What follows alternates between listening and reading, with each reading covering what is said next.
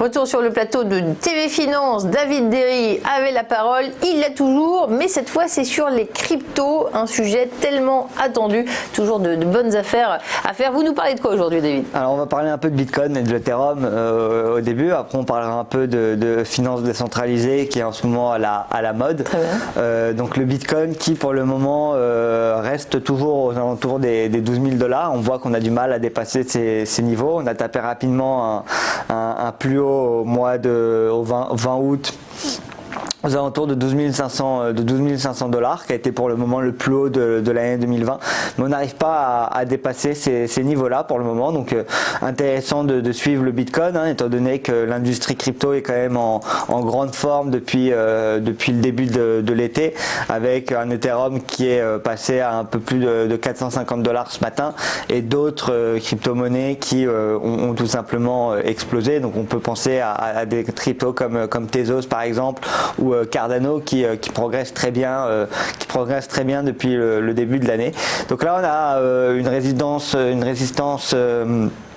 assez important quand même aux alentours des 12 000 $, un support qu'on pourrait placer aux alentours des 10 000 $. Pour le moment on reste en tendance haussière sur le Bitcoin. Si on venait à casser les 10 000 $, il pourrait y avoir un mouvement d'invalidation et donc une baisse, et un Bitcoin qui pourrait revenir en cas de panique dans un premier temps aux alentours des 8 000 et puis dans un deuxième temps aux alentours des 7 000 $, comme on peut voir sur le graphique. Mais en tout cas pour le moment le Bitcoin qui profite aussi des bonnes nouvelles dans l'actu crypto, qui profite aussi des décisions des banquiers centraux de limiter l'inflation et ce genre de choses pour gagner du terrain.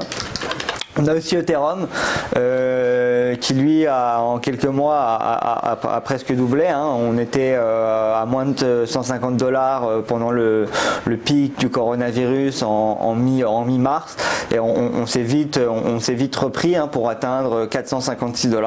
Donc comme je le disais au début de cette rubrique, Ethereum qui est poussé notamment par la bonne santé de tout ce qu'on appelle finances décentralisées, donc qui sont des protocoles sur la blockchain Ethereum qui permettent aux gens en fait d'emprunter ou de prêter de l'argent sans avoir besoin d'un tiers de confiance. Et aujourd'hui on a certains protocoles qui ont largement profité de cette nouvelle industrie et de cet engouement pour cette nouvelle technologie. On peut penser par exemple à certaines crypto-monnaies comme Aave avec son token Lent qui augmente de plus de 30 000% sur un an. On peut penser à des jetons comme UMA ou comme Yearn Finance qui augmentent aussi beaucoup. Donc c'est des jetons qu'on propose pas encore sur eToro, mais pour les passionnés de crypto-monnaie ça peut être des jetons assez intéressants à suivre. Et sinon sur eToro on a aussi le Tezos et le Cardano qui ont beaucoup monté ces dernières semaines.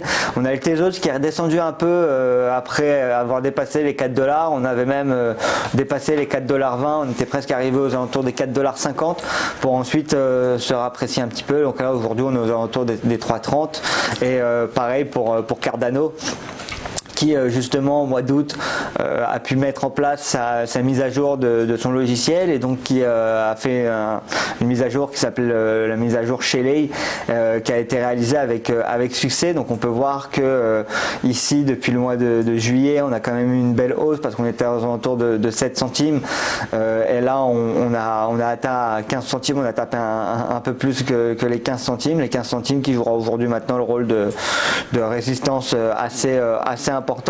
On peut voir qu'on a toujours un support assez important aux alentours des 10 centimes qui pour le moment se maintient, et Cardano, Tezos ou même Neo qui ont très bien performé et qui pourraient être intéressants pour les personnes qui souhaitent être exposées à l'industrie des crypto-monnaies. Merci David. Nouvelle séquence maintenant, on va parler d'une valeur refuge. Vous voulez tout savoir? Restez avec nous.